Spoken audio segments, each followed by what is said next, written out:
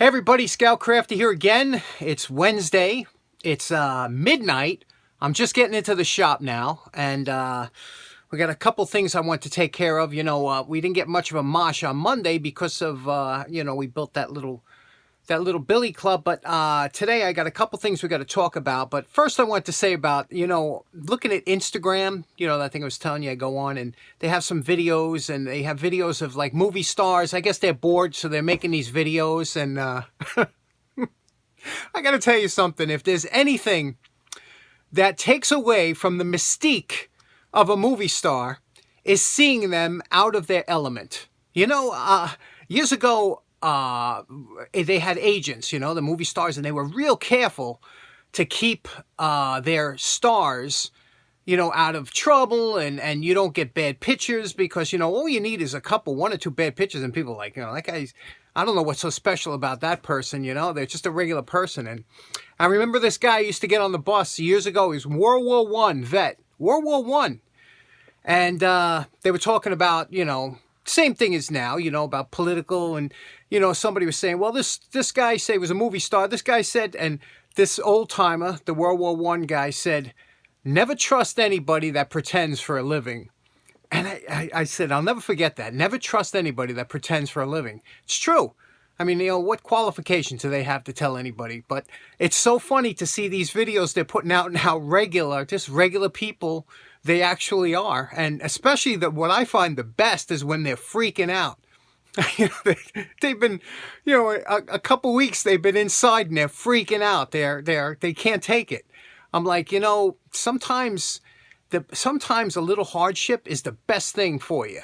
Look at our grandparents. I don't know about you, but I learned so much from my grandmother, who went through the Depression.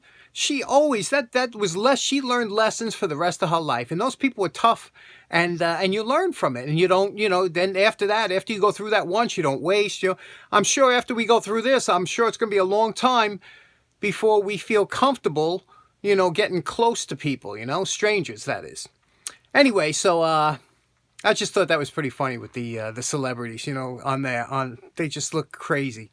So today, a couple things we're going to talk about. A good friend of the show by the name of Andy had asked a question about his square being out of square. So I thought we would address that real quick. So let's get to it. Now, when we think squares, the first type of square you think of is probably a framing square like this. This one here is a 2 foot by 18 inches, and it's a Stanley. You could see it written up here.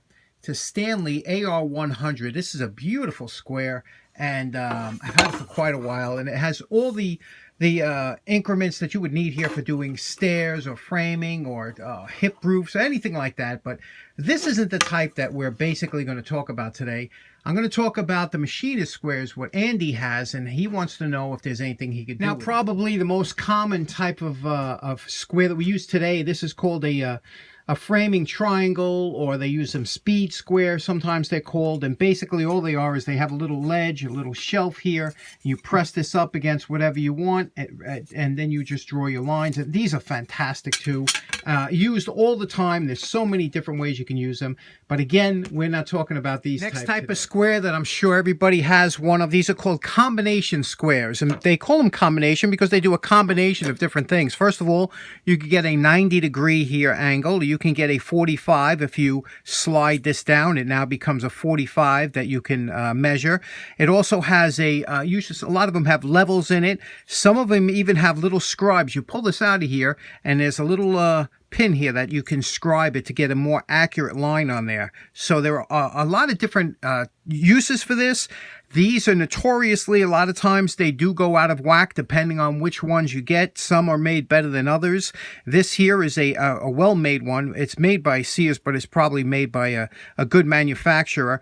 And what happens is, how these get out of whack is there's two little nubs. If you look in here, if you ever remove this, inside, if you look really close in there, there's two little nubs, front and back, that you can adjust the how this sits in here, whether or not this will sit up or down. And once you get it actually once you get it aligned properly, these things could be fairly accurate. But again, this is for carpentry accuracy, which might be good for a 1/16 of an inch. If you want to go to machinists where you're a 1,000th of an inch, we go to a different kind of now, square. All your squares should be checked. You should never take it for granted that a square is in square or accurate. What you do is, and I took here, this is my, this one here I have in question. I found this. It was all rusted up. I did a quick cleaning, and I just found this one interesting because it's a Stanley, it's plastic. This is plastic. So, you know, I just bought it because I just thought it was cool. You don't see too many of these around that are plastic, probably from the 60s era or whatever. And to check it, what you do is you make sure you have a flat edge here. It has to be flat here. That's the only edge you have to worry about. Is this bottom edge has to be nice and flat and square over here. The rest of the edges don't matter because you're just going to tape a piece of paper on here.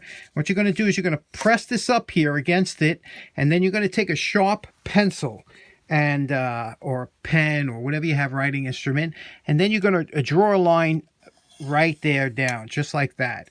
Then you're going to reverse it, and you're going to place the bottom right on that same, you know, because you want to have the line the same way. So then once you have it in that same area here, making sure that your square is nice and tight against the base here, you're going to draw another line. Now, I don't even have to, I can look right now and I could see that this is off, and you'll see, I'm glad I grabbed this one.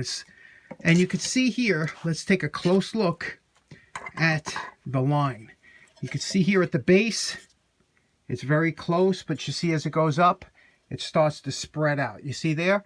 So this is off. You could see that this is not in square. And what's happening is it's in down this way. So we would have to take it apart and adjust it and keep doing it until that line becomes one solid line. Now, if you're building a tree house or something like this, accuracy like that is no problem. But let me show you here, when you move up the scale a little bit, this here is a number 55 Starett Precision Machinist Square. They still make this today, and you can see here, I bought this in a machinist lot. I paid $75 for the lot just to get this level. And it is a beautiful piece of work here. It's got beveled edges, it's steel, but this is super accurate. And like I said, they still make this today. You could pick it up at the Starett website, and you could see what it costs. But here we're going to do the same test here with it, and we're going to run the pencil down each side just to show you the difference of what it should look like. But again, this is no problem for something like this. It's made to be super, super precise. That's why it comes in a wooden case so it don't get banged around. But here as we mark both sides and take a look at what we have, you could see that line is one perfect solid line, which is what it should be. You know, that's how you know that that square is accurate. So it's very important to give a check on all of your squares to see if they fall out like that. But you can use them all different ways with here, inside, outside. It's a nice tool to have. Now, these are what they call machinist squares, and I'm not by any means a tool snob, you know. I mean, there are some people that say, well, you can't buy overseas. I buy stuff, you know, it depends on, especially when you're trying to build up you're starting out as machinists. I had these maybe 10 years or so. These were made in India, as you can see here. I know one or two of these are not perfectly square. And when you're doing machinist work, this is unacceptable. And I never could tell which one I got, you know, because I haven't put it up to the check yet. But you can even see light through here, right? When I'm pushing this against it, you shouldn't see any light through there, and you can see some light. So I don't know if this one or this one is out. It could be the inside. I don't know. And that's another thing. You know, to work on a square, once you get it right, you got to keep them separated. You don't want them banging off against each other. But let me show you how you could check something like this for being square. Now, I quickly did the pencil and the paper test with these three squares, and you can see here the middle one definitely has some separation towards the top here. But again, that's not, you know, the pencil is too thick to be checking something like this. You really need a scribe, and you need this. So this is only good for like carpenter squares. For machinist squares, you need to go to the step. Now, what I'm about to tell you with the machinist, like I said, I'm good to maybe 1/1000th of an inch, but you know, the really good guys are good to 10,000th of an inch. You know, the guys like my buddy Tom Lipton from Ox Tools, he's down to 1/1000th of an inch. He's measuring things. So this is just for the guy in your home basement that wants to see if your stuff is fairly accurate. This here is a inexpensive. These are called 1-2-3 blocks. The reason they're called that is because it's 1 inch by 2 inch by 3 inches. Now, these are used for many things in all kinds of machinist setup. They're even threaded in here, so you can use your threading kits, and they're used a lot of times to set up different parts of machining and do machining operations, but they're also very accurately made. In fact, like I said, this is a 1x3 block, so if I put this over here, you can see how accurate it is. It comes up to exactly within the thousandth of an inch of 1 inch, and it's the same thing with the 2-inch and the 3-inch. So they're very, very accurate. The more you spend, the more you're going to get accuracy, but you can pick these up for sometimes $10 for a set. It's amazing. Everybody should have one in their shop for all different reasons. But if you wanted to check, let's say they have precision squares, precision blocks that are made for checking this, but you can use your 1, 2, 3 block. For example, if you want to see if this was square, you can hold this up to here, and then you would put light behind it to see if any light's coming through. Now there it looks pretty good, but if you were to hold it on the outside here like this and put it down, you would see there's some light that comes. Now here we'll touch this to the side of the block here. Again, this isn't a granite surface block, but you can see here that if it's showing it up here, you can see at the bottom there's a little bit of a gap, and then it kind of touches. You lose the light here. So using a flashlight and something you know is accurate, you can get a pretty accurate reading on how accurate. So Andy's question was for me was, he has this very similar type, and he's like, is there anything I could do because it's a little out of whack or something? And actually, as a home shop guy, there's nothing you can really do. I mean, they have actually calibration grinders that they can put this in, that it squares it up, and then they can run a surface grinder over it and make it perfect. And there are some guys that do it as a hobbyist, and they're really good too. The only thing I could suggest for most of us, if you find a square in your shop that is out of square, you make sure you mark it. Mark it down. Make sure you put no good on there. And if it's really out of square.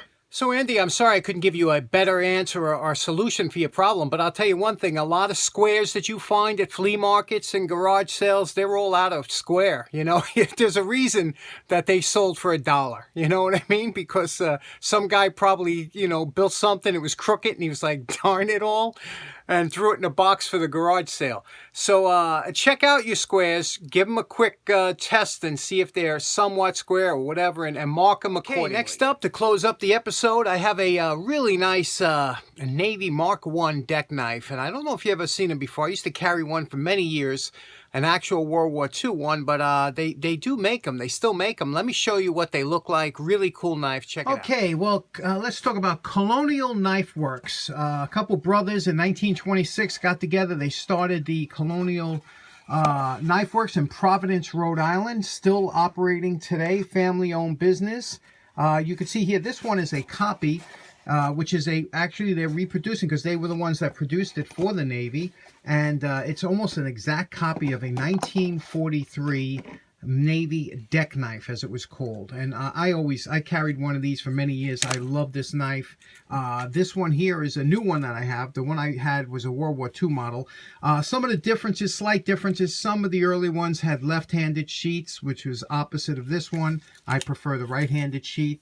And the other difference is, if you notice on here, it says Colonial Providence, Rhode Island on one side, and it says USN on the other. Well, on the original knives, they put USN on this side and the Colonial Providence, Rhode Island on this side. The reason they did that is so that they wouldn't affect the collector market, because if you make a secondary knife, it really messes up the guys that collected the originals. Now, this is the finish that I prefer. This is a Parkerized type finish. You can see over here, very smooth, very nice. There's nothing, I'll leave this finish on because it's beautiful, but not like that other stuff that's sprayed on. This is actually almost like a kind of a bluing technique. You can see here, this here handle is a polymer handle, but they have, it's called Tenite. And it's a durable handle. Super lightweight, very comfortable in the hand. 1/8 inch blade. Like I said, it's a 1075 high carbon steel. Comes very sharp out of the box. And this is one. I love this knife, and it comes with a nice sheath and and the thing is that with this knife, it's not a it won't break the bank, because you can buy this knife today and it runs you, I think, $55, and it's I think it's free shipping. So You know, it's a nice knife, and like I said, I've carried this for a long time. I like this, the weight, the balance, the size. It's super light, and it's a piece of history actually. So I just thought you might like to see it. I've like I said, the original one I carried was a World War II one that was given to me by a friend that was in World War II in the Seabees, and the Seabees was a Navy organization that would they actually do engineering, things like that. He raised the ships from Pearl Harbor. A lot of the ships that were bombed, he actually raised them up. So he gave me that knife, and I've had it for many years. Very interesting knife. Thought you might like to see it. And, you know, like I said, it's something that if you've never seen one or held one before, it's very interesting, very lightweight, something you would carry if you were doing some camping or something like that and wouldn't think about a big heavy knife. Okay, everybody, thanks so much for tuning in. Hope you have a nice day. Take care now. Bye-bye.